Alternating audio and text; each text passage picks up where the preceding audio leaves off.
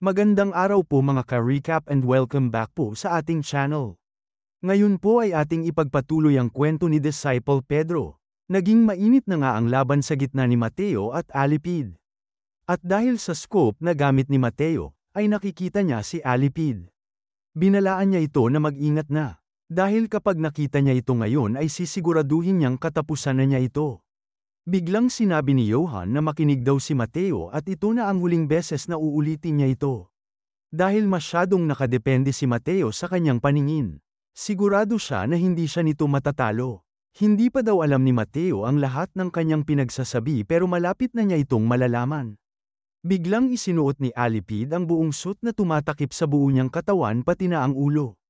Patuloy sa paghanap si Mateo sa kanya. Tinawag niya si Alipid at binalaan na ang scope na ito ay dual scope kaya makakadetect daw ito ng init kaya makikita niya talaga si Alipid kapag nahagip ito. Mas mabuti pang magmakaawa na lang si Alipid sa kanya. Baka daw ay hahayaan pa niya itong mabuhay. Pero sa isip ni Mateo ay alam na niya ito. Alam daw lahat ni Alipid ang lahat at tila pinaglalaroan lang siya nito. Ang kahinaan daw ng night vision ay kahit gaano man ito ka-advance, hindi nito kayang makita ang mga bagay na nagtatago. Kung ganito ang sitwasyon ay inaasahan na wala talaga siyang makita. Pero, nakikita pa rin daw niya ito. Biglang pinutok ni Mateo ang kanyang baril at tila may tinamaan siya sa mga nakatagong mga dahon. Biglang tumalsik ang dugo, tila nakaramdam ng sakit si Alipid. Paano daw nagawa ito ni Mateo? Sinabi ni Mateo na ngayon niya lang natuklasan kung gaano kainit ang pagkatao ni Alipid. Sinabi niya itong may mga ngiti sa kanyang labi. Nakikita daw niya ang mga mainit na dugo na pinapalabas ni Alipid na puno ng debosyon. Akala niya ay si Hansel ang kalaban niya na ang iiwan ng bakas. Ngayon daw, paano na ito? Ngayong nakita na niya si Alipid. Ito na ang katapusan niya. Napakabilis na sumugod si Mateo at tumalon-talon sa magkabilang mga puno. Katapusan na daw ni Alipid. Pero biglang nanlaki ang mga mata ni Mateo. Hindi siya makapaniwala sa sunod na nasaksihan. Sinundan niya ang mga bakas ng dugo pati na ang mga bakas ng kamay na puno ng dugo. Pero wala si Alipid. Huwag daw niyang sabihin na nahulog siya sa patibong. Biglang nagsalita si Alipid. Sinasabi na niya kanina pa. Hindi daw siya matatalo ng mga katulad lang ni Mateo. At doon napagtanto ni Mateo na ang mga dugo sa puno ay patibog lamang ni Alipid. Sunod-sunod na mga atake ang ginawa ni Alipid. Naiiwasan ito ni Mateo pero sa kasamaang palad ay nasusugatan pa rin siya nito. Napa-atras si Mateo at nagpaputok ng sunod-sunod na mga bala pero hindi pa napakadali lang itong nagawa ni Alipid. Sa isip ni Alipid ay ginawa ni Mateo na ipilipit ang kanyang katawan para maiwasan ang mga nakakamatay na atake niya. Napaka-flexible daw talaga ni Mateo. Napamura naman si Mateo. Hindi daw niya maintindihan ang mga nangyayari pero nakangiti niya itong sinasabi. Hindi daw niya makita si Alipid o kung ano pa man. Pero alam niya na hindi naman multo ito. Alam na niya ang sekreto nito. Ang sekreto nito ay ang damit niya. Ang suot ni Alipid ay mayroong multispectral camouflage coating.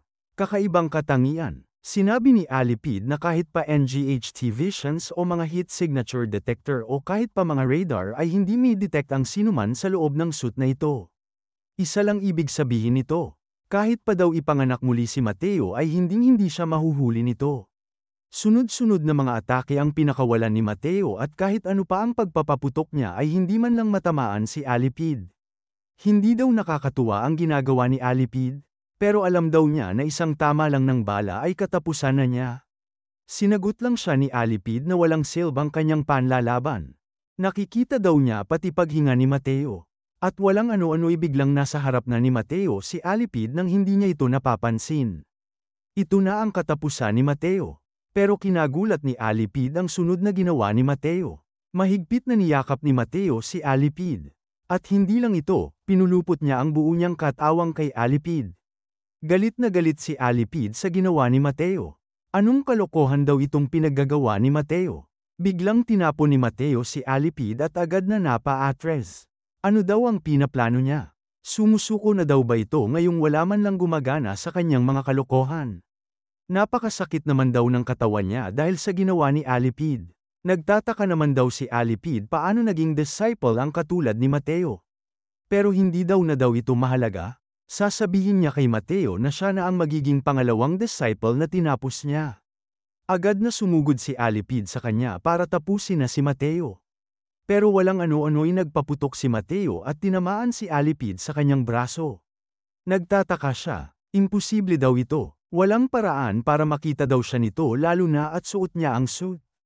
Pero paano nataman daw siya ni Mateo? Hindi maaari, sa isip ni Alipid ay nasobrahan siya at nagpakampante. Nakalimutan niya kung anong klase ng tao si Mateo. Ano kaya ang pagkatao ni Mateo na tinutukoy ni Alipid? Sa Amerika, taong 2018, may isang misyon na isinagawa ang pangkat ng mga armadong grupo. Ang target nila ay may mga hawak na hostages. Pero may malaki silang problema. Hindi nila mapasok ang mga ito dahil pinapatay nila ang isa sa mga hostages kada 10 minuto na nakakalipas. Kailangan pa nila ng mahabang oras bago dumating ang negotiating team. Tapusin na nila ang target ngayon din. Habang abala ang lahat ay si Mateo naman ang masyadong relax at tila walang pakialam. Sinabi naman ng sniper na imposible ang plano nila. Tila alam ng mga target na may sniper sa kanilang pangkat. At ang masama, sa kasalukuyan, pinalinya nila ang mga hostages sa bintana na para bang mga human shield. Kahit konteng pagkakamali lang sa kanilang parte, sigurado silang malalagay sa panganib ang mga hostages. Paano naman daw si Dorothy? Hindi daw nila alam ang iniisip ng babaeng yun. Patuloy lang daw itong nagiging sagabal sa kanilang mission.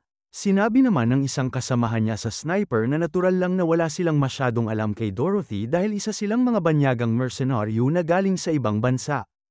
Ano daw ang ibig niyang sabihin?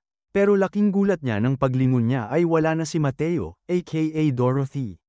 Anong kalokohan daw ito? Kani-kanina lang ay nandirito daw siya. Pero biglang sinabi ng humahawak ng telescope nang tingnan daw niya ang nasa kabilang gusali. Bilasan niya, ano na naman daw na kalokohan ito? Baliw siguro ang babaeng yon. Ano ang ginagawa niya? Walang iba kung hindi si Dorothy, suot ang isang puting robe. Ano daw ang ginagawa niya mismo sa harap ng gusali? Ano ang iniisip niya? Bilasan daw nila at kunin nila at dalhin pabalik si Dorothy. Ngayon din, pero biglang may nagsabi sa radio na maghintay lang sila at mag-obserba. Ano daw ang ibig niyang sabihin? Sinabi ng tao sa kabilang linya na kapag si Dorothy daw ito, sigurado ay may pinaplano siya. Tuluyan nang pumasok si Dorothy sa gusali papunta sa kwarto ng mga target. Kinuha niya ang isang vase na puno ng tubig at walang pag-alinlangan na binuhos ito sa kanyang katawan. Kitang-kita ang hulma ng katawan nito dahil sa basang robe. Biglang may kumatok sa pinto ng mga target at kung saan ay nandoroon din ang mga hostages. Inutusan ng leader ang isang tauhan na tingnan daw kung ano ito. Agad naman na naghanda ang isang nakaboney na lalaki at kinasa ang kanyang baril. Pagtingin niya butas ay nakita niya ang isang babae. Sinasabi nito na nakatira siya sa babang kwarto. Ano daw ang ginagawa Ayla, bakit masyadong maingay? Napakaingay daw na hindi siya makaligo ng tahimik. Nabigla sila ng isang babae pala. Mukhang maganda daw ito. Kung maganda ito ay ano pa ang kanilang hinihintay? Buksan daw nila ang pinto at papasukin na ito kaagad. 2 araw na din ang nakalipas nang nakahawak sila ng babae. Sinabihan ng mga lalaki si Dorothy na pumasok. Pero magiging maayos lang daw kaya siya. Masyadong maraming lalaki ang nasa loob. Biglang binilang ni Dorothy ang mga tao sa loob ng kwarto. 5 masasamang tao. At 4 na mga hostages. Kung ganoon ay mabuti naman. Agad niyang sinara ang pinto. Natatawa pa ang mga lalaki dahil napaka-confident naman daw ng babaeng ito. Pero napakabilis ng pangyayari na hindi masundan ng mga mata. Ganito kagaling ang isang Dorothy. Tila wala daw itong katuturan. Pero nagawa ni Dorothy na magtagumpay habang suot lamang ang bathrobe. Natapos niya ito sa loob lamang ng 1 segundo. Sinabi ng lalaki sa kabilang linya na sigurado siya na magagawa ito ni Dorothy. Hindi daw mahulaan ang mga ginagawa niya. Kapag ang fry shots na umaksyon, ay siguradong nasa 0% ang kanyang pagkabigo. Tila nagulat ang isang kasamahan nila nang marinig na si Dorothy ang kilalang fry shots. Hindi daw nila nakilala ito.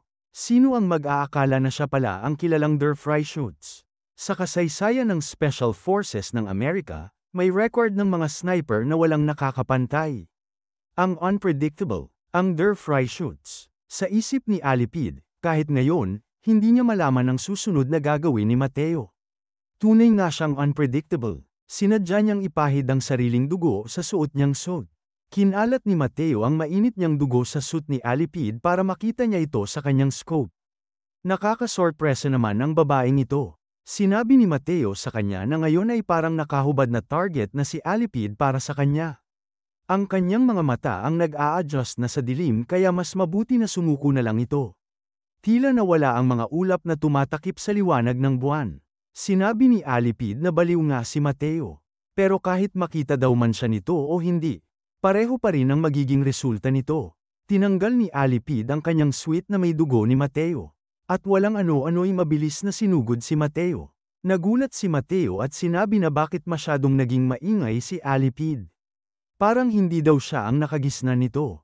Pero biglang nagulat si Mateo. Ito daw pala ang binabalak niya kung bakit masyadong maingay ang pag-alaw niya.